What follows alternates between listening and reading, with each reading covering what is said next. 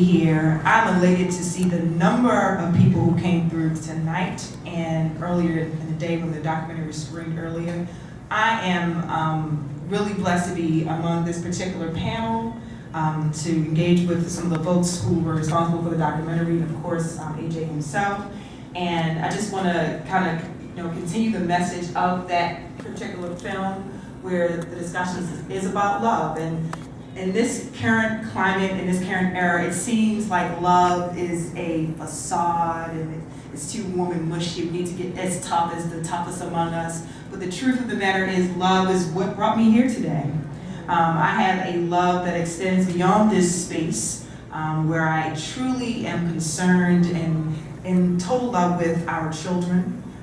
Looking at my time on the planet and recognizing that one of the gifts that I've been given is 3 beautiful children, ranging in age from as young as 4 to 20.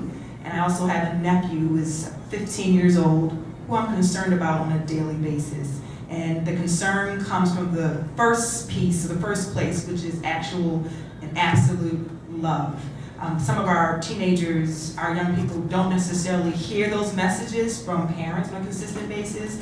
And when we talk about the experience that many of them have with law enforcement, I'm not sure if we're sharing those messages as often as we can. We can actually turn this whole thing around and acknowledge that we should, engage in such a way to recognize that we all have this heartbeat, and our hearts are symbolic organs to acknowledge the love that we can actually share. And I'll give you a little bit of my background and or recent experiences to explain to you why I'm here. First and foremost, I recognize that we have a serious problem. One of the things that I would like to see in this space, if any law enforcement professionals are here right now, or any law enforcement professionals here right now, we need to paint Harford Community College and any other colleges or universities where this particular documentary is shown with law enforcement professionals. They need to be in these spaces to have the conversations with the people who they are interacting with. One of the things that I know as a parent, as an academic, as a professor, as a researcher, is that we are not engaging with our law enforcement, or the law enforcement is not engaging with the community. It's truly happening, as shown in the documentary, when we are having these encounters that are presented or at least initiated as something negative, an emergency. That cannot be how we engage. It doesn't work. So I'll give you just one quick example of a recent reality for myself. I am a lifelong resident of Baltimore and Baltimore City. I raised my children there, and I had certain expectations when I was growing up in this community to be able to be as free as anybody else. So one of the things I think about in this whole discussion about love and engaging with law enforcement, the problems that we currently have, is when our children are neglected and so much as not having certain things that I may have had when I was growing up, like a rec center to go to after school, right? A place to go and play basketball, or a place to go and meet up with some friends. When they don't have these things, and then they go to other spaces in order to engage, and in those spaces they are denied access, and then when they're denied access, the way that we kind of reroute them is via a law enforcement professional.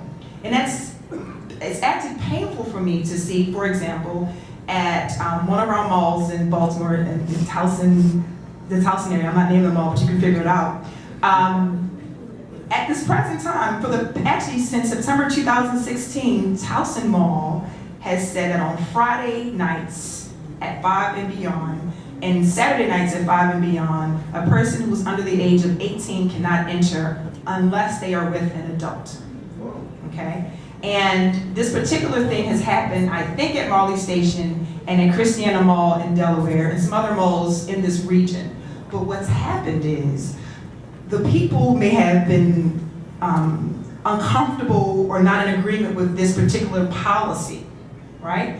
But the people had not necessarily spoken up in a way to address what's really happening at places or spaces like this.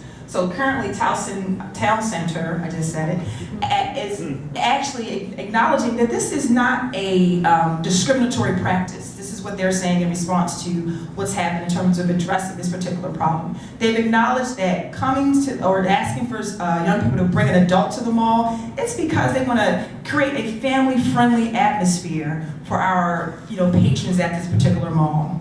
Well, what a family-friendly atmosphere means on a Friday night or a Saturday night is that the canine unit is coming in to escort children like my own outside of the mall. So when I had the first experience after my daughter brought it to my attention that the canine units were there, I decided as a resident of Baltimore, as a citizen of the United States, as a parent, as an academic, I went around to the mall and asked the law enforcement that were there, with a law enforcement detail representing all sorts of agencies, how are you engaging with our young people before you're putting them out? They didn't necessarily know what the term engaging means. And what I'm here to tell you is that is the problem. We don't necessarily have a consistent means by which we're engaging in conversation with our young people who can teach us so many things. So one of my goals during my time, where I have some energy and I have these young people whose faces I'm looking at and I'm concerned about what's going to happen for them and their grandchildren and beyond, is to bring to the forefront the issue where we need to engage. Our law enforcement professionals need to engage with the community. And if we have to take this crowd to the Bel Air, the police department, or the sheriff's office for Harford County, we need to do that and demand that we are engaging. They are engaging with us. And when you engage, you start to fall in love. So I'm here today to talk about that and continue that conversation that came from this brilliant documentary. Thank you.